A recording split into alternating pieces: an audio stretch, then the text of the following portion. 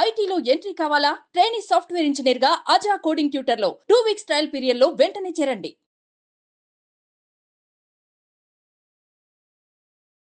Welcome to Suman TV. నేను మీ నవీన్. ప్రస్తుతం మనతో acupuncture healer doctor Venkat Jajula గారు ఉన్నారు. హాయ్ సార్, నమస్తే అండి. నమస్తే అండి. సార్, ఒకప్పుడు మోకాళ్ళ నొప్పులు అంటే ఒక 50 ఏళ్ళు 60 ఏళ్లలో మనం చూసేవాళ్ళం. కానీ ఇప్పుడు యంగేజ్లో కూడా ఈ మోకాళ్ళ నొప్పులు చూస్తూ ఉన్నాము.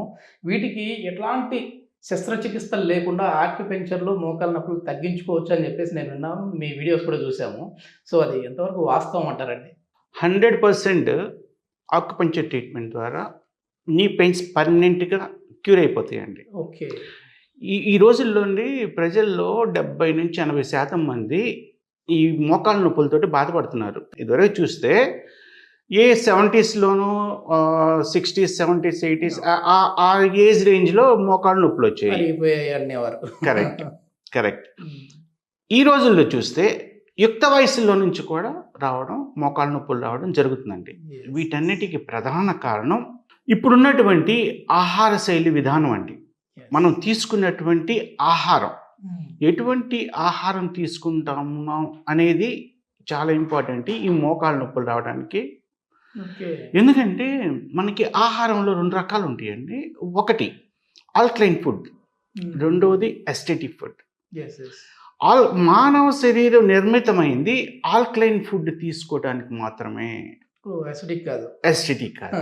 అసిడిక్ అంటే ఇప్పుడు బజ్జీలు, బోండాలు, పూరీలు ఇదివరకు రోజులు లేవండి. అవి నాన్ వెజ్, బిర్యానీలు, బేకరీ ఐటమ్స్ ఇవన్నీ కూడా అసిడిక్ ఫుడ్ కింద వస్తాయి.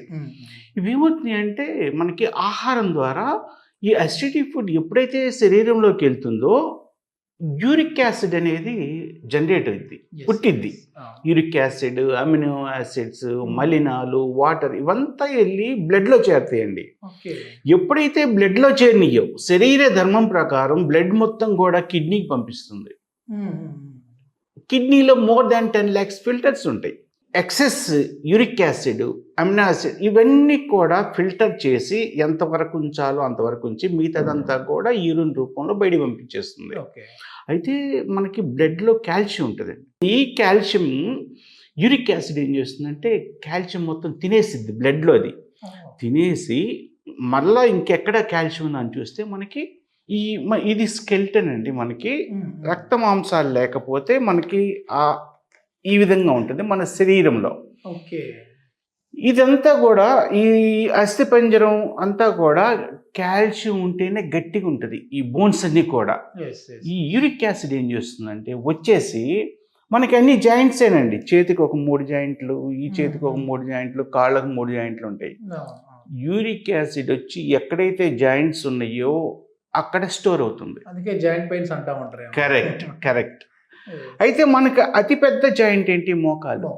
ఈ మోకాల నిర్మాణం చూస్తే మనకి ఇది మోకాలండి. మనకి సహజంగా ఇలా ఫ్లెక్సిబిలిటీగా నడిచిన, పరిగెత్తిన, కూర్చున్న ఇట్లా ఫ్లెక్సిబిలిటీ ఉంటుంది. ఇది తొడ ఎముక, ఇది కాలు ఎముక. తొడ ఎముక రక్షణ కార్టిలేజ్, కాలెముక రక్షణ ఈ కార్టిలేజ్ ఉంటుంది. ఈ 2 కార్టిలేజ్ అరిగిపోకుండా మినిస్కస్ ఉంటుంది మధ్యలో. ఎప్పుడైతే సైనోవియల్ ఫ్లూయిడ్ కూడా ఉంటుంది, గ్రీజ్ టైప్. వెహికల్స్ లో గ్రీజ్ పెడతారు. ఇక్కడేమో మనకి న్యాచురల్ గా గుజ్జు ఉంటుంది, సైనోవియల్ ఫ్లూయిడ్ అంటాం. అది ఏంటంటే ఇవన్నీ అరిగిపోకుండా మంచిగా సరి చూసుకోవాలి. కరెక్ట్. ఎప్పుడైతే యూరిక్ యాసిడ్ వచ్చిందో దాని ఉద్దేశం ఏంటంటే కాల్షియం పీల్చాలి. కానీ ఇవన్నీ అడ్డుకున్నాయని ఫస్ట్ ఇవన్నిటిని తినేసింది. మనకి ఈ ఎక్స్రే తీస్తే ఇట్లా ఉంటుంది అరిగిపోయిన వాళ్ళకి. అరగకుండా ఉన్న వాళ్ళకి ఇలా కనపడింది, మధ్యలో మినిస్కస్ కనపడదు. ఎప్పుడైతే ఈ యూరిక్ యాసిడ్ మొత్తం తినేసిద్దో ఈ గ్యాప్ తక్కువైపోయి ఇలా వచ్చేస్తుంది. మన శరీర బరువు మొత్తం మోకాళ్ళ మీదే ఎక్కువగా ఆధారపడి ఉంటుంది. ఈ బరువు అనేది ఇలా పడి రాపిడి జరిగి ఈ కార్టిలేజ్ అంతా కూడా డ్యామేజ్ అయిపోయి ఎముక బయటకు వచ్చి రాపిడి జరిగి బ్లడ్ సర్క్యులేషన్ అయిపోతుంది. ఎప్పుడైతే బ్లడ్ సర్క్యులేషన్ అయిపోయిందో పెయిన్ స్టార్ట్ అయిపోతుంది. ఇక ఇక్కడ కొంచెం బాగా అరిగిపోయిన తర్వాత పెయిన్ ఉందని కొంచెం పక్కకేసి నడుస్తారు. అవును. ఇక్కడ హాయిగా ఉందని దీని మీద ఎట్లానే నడుస్తుంటారు. అది కొంచెం వంకర పోయినట్టుగా కనపడతా ఉంటుంది. ఇక్కడ కొన్ని రోజులకి అరిగిపోతుంది, మళ్ళీ ఇంకొంచెం పక్కకేసి నడుస్తారు. ఓకే. ఈ విధంగా అలైన్మెంట్ తగ్గిపోతుంది, నీ అలైన్మెంట్ తగ్గిపోతుంది. అప్పుడు మనిషి కొంచెం వంకర టింకరగా నడుస్తారు. ఈ నీ పెయిన్స్లో 2 రకాలు ఉంటాయి. ఒకటి ఆస్టియో ఆర్థరైటిస్, రెండోది రుమటాయిడ్ ఆర్థరైటిస్. ఈ ఆస్టియో ఆర్థరైటిస్ పెద్దోళ్ళలో ఏజ్ ఎక్కువైపోయిన వాళ్ళలో కామన్గా కనపడుతుంటుంది. ఈ సేమ్ ఆస్టియో ఆర్థరైటిస్ ఇప్పుడు చిన్నోళ్ళలో కన్నా కనపడుతుంది, యుక్త వయసులో. ఎక్కువగా యుక్త వయసులో ఉన్న వాళ్ళకి రుమటాయిడ్ ఆర్థరైటిస్ కనపడుతుంది. పెద్దవాళ్ళలో కొంతమందికి కనబడుతుంది. ఈ రుమటాయిడ్ ఆర్థరైటిస్ ఏంటంటే నీ బాగానే ఉంటుంది, ఆ చుట్టుపక్కల ఉన్నటువంటి కండరాల టిష్యూస్ డ్యామేజ్ అయిపోయి, ఎందుకంటే ఈ డ్యామేజ్లో ఈ టిష్యూస్లో వాటర్ చేరి వాపు వచ్చి అసలు విపరీతమైనటువంటి బాధపడుతుంటారండి. అట్లా పనుకుంటే నిద్రే పట్టదు. మెయిన్ ఎందుకంటే మనకి రోగ నిరోధక శక్తి అనేది ఉంటుంది శరీరంలో. ఎప్పుడైతే ఈ రోగ నిరోధక శక్తి మన మీద తిరగబడిందో అంటే ఆటో ఇమ్యూనిటీ సిస్టమ్గా మారుతుంది. ఎప్పుడైతే ఆటో ఇమ్యూనిటీ సిస్టమ్గా మారిందో మన శరీరాన్నే తినేస్తుంటుంది, తన శత్రువుగా భావించి తినేస్తుంటుంది. ఇమ్యూనిటీ పవర్ తక్కువగా ఉండకూడదు. ఇమ్యూనిటీ పవర్ తక్కువ ఉంటే వైరస్ బ్యాక్టీరియాలు వచ్చినా కానీ ఎఫెక్టివ్గా కిల్ చేయలేదు. జబ్బులు బయటపడుతున్నా కానీ అది చూస్తూ కూర్చుంటుంది. ఆటో ఇమ్యూనిటీ సిస్టమ్ జాయింట్స్ మీద తిరగబడి ఇవన్నీ కూడా ప్రతి జాయింట్ కూడా వాపులు వచ్చేస్తుంటాయి. ఏళ్లల్లో, కాళ్ళల్లో, జాయింట్లలో అన్నిట్లో వాపులు వచ్చేస్తుంటాయండి.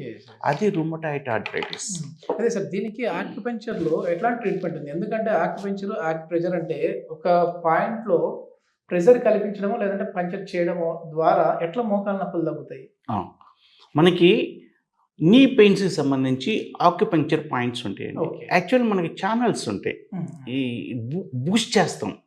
ఎప్పుడైతే ఇప్పుడు నేను చెప్పాను కదా ఇక్కడ బ్లడ్ సర్క్యులేషన్ జరగదని, ఎప్పుడైతే knee pain points acupuncture points activate చేసామో అక్కడ ఫస్ట్ బ్లడ్ సర్క్యులేషన్ జరుగుతుందండి. ఎప్పుడైతే బ్లడ్ సర్క్యులేషన్ జరిగిందో జీవం అనేది ఏర్పడుతుంది. జీవం ఉన్న చోట గుజ్జు ఊటలాగా పెరుగుతూ వస్తుంది. ఎప్పుడైతే ఈ గుజ్జు ఊటలాగా వచ్చిందో కార్టిలేజ్ రిపేర్ అవుతుంది. ఎప్పుడైతే కార్టిలేజ్ రిపేర్ అయిపోతుందో ఎముక అనేది రాపిడ్ అనేది ఉండదు. అప్పుడు నీ పెయిన్స్ పర్మనెంట్గా తగ్గిపోతుంది. ఈ విధంగా రుమటాయిడ్ ఆర్థరైటిస్, ఆస్టియో ఆర్థరైటిస్ని ఆక్యుపంక్చర్ ట్రీట్మెంట్ ద్వారా మన mega life nature cure acupuncture క్లినిక్లో పర్మనెంట్గా 100కి 100% తగ్గిస్తున్నామండి. ఓకే. ఏది సార్ ఆ ప్రెజర్ పాయింట్స్ ఏమున్నాయి సార్? అంటే చూసే వాళ్ళకి కూడా ఒకవేళ మోకాళ్ళ నొప్పులు ఉన్న వాళ్ళకి అంటే పూర్తిగా అది తగ్గాలంటే ఖచ్చితంగా డాక్టర్ దగ్గరికి రావాల్సిందే. కానీ తెలుసుకోవాలని అనుకుంటా ఉంటారు కదా, మోకాళ్ళ నొప్పులు తగ్గాలంటే ఏ భాగంలో మేము ప్రెజర్ చేసుకుంటే తగ్గుతుంది అనేసి ఏమైనా ఉన్నాయండి? అంటే ఇక్కడ మోకాలు చుట్టూ ఉంటాయండి. ఓకే. మోకాలు చుట్టూ ప్రెజర్ పాయింట్స్ కూడా అక్కడే ఉంటాయి, ఇక్కడే ఉంటాయి, బ్యాక్ కూడా ఉంటాయి. ఈ రెండింటిని కూడా కవర్ చేస్తూ ఉంటాం పేషెంట్కి. తర్వాత ఇమ్యూనిటీ పవర్ పెంచుతాం. ఇప్పుడు ఇది ఉంది LI4, ఈ పాయింట్ని కూడా యాక్టివేట్ చేస్తూ ఉంటాం. రోగ నిరోధక శక్తి పెరుగుతూ ఉంటుంది. అంటే ఎటువంటి ప్రాబ్లం లేకుండా ఇమ్యూనిటీ పవర్ ఇంక్రీజ్ అవుతూ ఉంటుంది. అదొక్కటే కాకుండా ఆ నీ పెయిన్ రావడానికి కూడా అంటే మల్టిపుల్ ఆర్గాన్స్ ఎఫెక్ట్ ఉంటుందండి. ఎప్పుడైతే ఒక మోకాల ధర్మం ఏంటి, కరెక్ట్గా కార్టిలేజ్ని కరెక్ట్గా ఉంచుకోవాలి, గుజ్జుని కరెక్ట్గా ఉంచుకోవాలి, ఇవన్నీ కరెక్ట్గా ఉంచాలి. అవి డ్యామేజ్ అవుతున్నాయి అంటే కారణం మిగతా ఆర్గాన్స్ మీద కూడా ఎఫెక్ట్ ఉంటుంది. ఆ ఆర్గాన్స్ హెల్త్ కూడా రీడ్ చేసి వాటికి కూడా ఎనర్జీ లెవెల్స్ని బూస్ట్ చేస్తాం ఆక్యుపంక్చర్ ట్రీట్మెంట్ ద్వారా. సో ఈ విధంగా మోకాళ్ళ నొప్పులు వచ్చినటువంటి వాళ్ళకి పర్మనెంట్గా క్యూర్ చేస్తున్నామండి, ఆపరేషన్ లేకుండా. ఆపరేషన్ చేస్తే ఏమవుతుందంటే అండి, ఇప్పుడు ఈ మధ్యలో ఏదైనా వస్తువు పెట్టామనుకోండి, శరీరం యాక్సెప్ట్ చేయదు. ఇటు కూర్చోలేరు, నిలబడలేరు, ఇటు ఏం చేయలేరు. టీకేర్ లాంటివి చేస్తూ ఉంటారు. ఎందుకంటే మన శరీరము ఏదైనా ఆబ్జెక్ట్ మన శరీరంలో పెడితే యాక్సెప్ట్ చేయదు, అప్పటి నుంచి సైడ్ ఎఫెక్ట్ స్టార్ట్ అవుతూ ఉంటాయి. ఓకే. ఆ తర్వాత ఎందుకు చేయించుకున్నాం అని చెప్పేసి చాలా మంది బాధపడుతుంటారు. ఇవి సైడ్ ఎఫెక్ట్స్ ఏముండవా సార్? ఎటువంటి సైడ్ ఎఫెక్ట్, ఇది న్యాచురల్ ట్రీట్మెంట్ అండి. ఓకే. 5000 years బ్యాక్ నుంచి ఉన్నటువంటి yes. ఎటువంటి వైద్యం లేనప్పుడు మన భారతదేశంలో ఉన్నటువంటి ఒకే ఒక వైద్య విధానం ఆక్యుపంక్చర్ వైద్య విధానం, మర్మ చికిత్స అనే. సో ఈ విధంగా ఆ రోజుల్లో డాక్టర్స్ లేరు, మెడిసిన్ లేదు. ఏంటంటే అప్పుడున్నటువంటి జ్ఞానుల ప్రకారం పాయింట్స్ని యాక్టివేట్ చేసి పక్కన ఉన్న ముళ్ళు తీసుకొచ్చి గుచ్చేవాళ్ళు అండి, ఏదైనా ఆకులు తీసుకొచ్చి నోట్లో పిండేవాళ్ళు, తగ్గిపోయింది. అవన్నీ కూడా లిఖించబడి మా లాంటి వాళ్ళకి అందించడం ద్వారా మేము ఇప్పుడు ప్రజలకి సేవ చేయగలుగుతున్నాం ఆక్యుపంక్చర్ ట్రీట్మెంట్ ద్వారా. నిజంగా చాలా అద్భుతం సార్, చాలా మంచి ఇన్ఫర్మేషన్ అయితే ఇచ్చారు. Thank you sir. Thank you so much.